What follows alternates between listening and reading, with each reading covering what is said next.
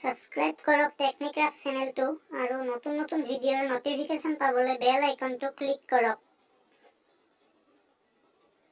নমস্কাৰ বন্ধুসকল, welcome back to my YouTube channel. আজিৰ অন্য এটা ভিডিঅ'লৈ আপোনালোকক স্বাগতম জনাইছোঁ। আপোনালোকে পাইৰেটছ অফ দ্য কেৰিবিয়ান মুভিখন চাইছেনে? চোৱা নাই যদি সকলোৱে চাব, বহুত ভাল মুভি হয়।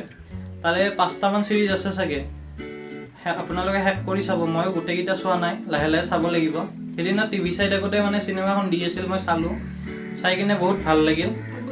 সেই চিনেমাখনৰ পৰা ইনস্পায়াৰ্ড হৈ কিনে আজি পাইৰেটছসকল যে আহে সেই শ্বিপখন বনাবলৈ আজি ট্ৰাই কৰোঁ বলক। গতিকে ভিডিঅ'টো আপোনালোকে স্কিপ নকৰাকৈ শেষলৈ চাব। আৰু যদি ভিডিঅ'টো চাই ভাল পায় তেন্তে লাইক কৰিব, কমেণ্ট কৰিব আৰু ভিডিঅ'টো প্লিজ শ্বেয়াৰ কৰি দিব। আপোনালোকে ভিডিঅ'বোৰত লাইক কৰিব, তেতিয়াহে মই নতুন নতুন বস্তুবোৰ বনাবলৈ উৎসাহ পাওঁ। আৰু আজিৰ এই ভিডিঅ'টোত লাইক এম ৰাখিছোঁ 100টা। আশা কৰোঁ সকলোৱে 100টা লাইক সম্পূৰ্ণ কৰি দিব।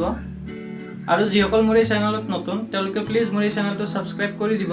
আৰু এনেকুৱা ধৰণৰ ভিডিঅ'বোৰ পাবৰ বাবে ছাবস্ক্ৰাইবৰ কাষত থকা বেল আইকনটো টিপিবলৈ নাপাহৰিব। আৰু মোৰ আগৰ ভিডিঅ'বোৰ যদি চোৱা নাই আপোনালোকে, তেন্তে ওপৰৰ আই বটনত ক্লিক কৰি চাব পাৰিব। গতিকে দেৰি নকৰি বলক আজিৰ এই ভিডিঅ'টো আমি আৰম্ভ কৰোঁ।